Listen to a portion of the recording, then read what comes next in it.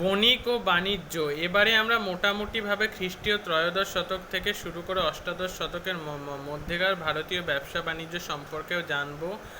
ভারতবর্ষের মতো বিশাল দেশে বিভিন্ন বণিক সম্প্রদায় দেশের বিভিন্ন প্রান্তে তাদের পসরা সাজিয়ে বাণিজ্য করত। সেকালে রেলপথ, আকাশপথে যাতায়াতের সুযোগ ছিল না। সড়কপথ ও জলপথ ছিল যাতায়াতের প্রধান মাধ্যম। এসব পথ অনেক ক্ষেত্রে দুর্গম হতো। পথে ঘাটে নানা রকম বিপদ আপদের আশঙ্কা ছিল।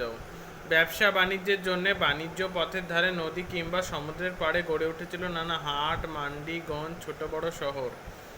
দিল্লির সুলতানদের আমলে ব্যবসা বাণিজ্যের বিস্তার ঘটেছিল। এর নানা কারণ ছিল। খ্রিস্টীয় ত্রয়োদশ চতুর্দশ শতকে দিল্লির সুলতানরা কয়েকটি নতুন শহর তৈরি করেন বা পুরনো শহরগুলিতে নতুন ঘরবাড়ি তৈরি করেন। নানা ধরনের মানুষজনের আসা যাওয়ার ফলে কেমনভাবে মধ্যযুগের ভারতে শহর গড়ে উঠেছিল তার সুন্দর বর্ণনা পাওয়া যায় তখনকার দিনের লেখাপত্রে। শহরের প্রাসাদ, মসজিদ, বাজার, রাস্তাঘাট, সরাইখানা, স্নানাগার, জল সরবরাহ ব্যবস্থা ইত্যাদি তৈরি করতে অনেক কাঁচামাল ও শ্রমিক দরকার হতো।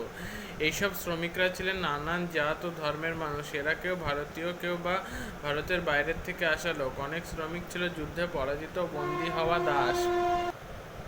শহরগুলিতে নিত্য প্রয়োজনীয় জিনিস ও বাড়িঘর তৈরি কাঁচামালের যোগান দেওয়ার জন্য আমদানি রপ্তানির বাণিজ্য গড়ে উঠেছিল। আবার সে যুগে সুলতানরা তাদের সামরিক প্রয়োজন ও বিরাট সেনাবাহিনী মোতায়েন রাখতেন।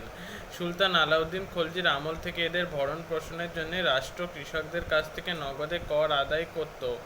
ওই নগদ টাকা জোগাড় করার জন্য কৃষকরা ব্যবসায় এদের কাছে তাদের উৎপন্ন শস্য বিক্রি করে দিতে বাধ্য হতো। সেই শস্য নিয়ে বাণিজ্য চলত। তাছাড়া সুলতান ও অভিজাতদের বিলাস বেসনের জন্য প্রয়োজনীয় মূল্যবান জিনিসের ব্যবসা সে যুগে বাণিজ্যের আরেকটি বৈশিষ্ট্য।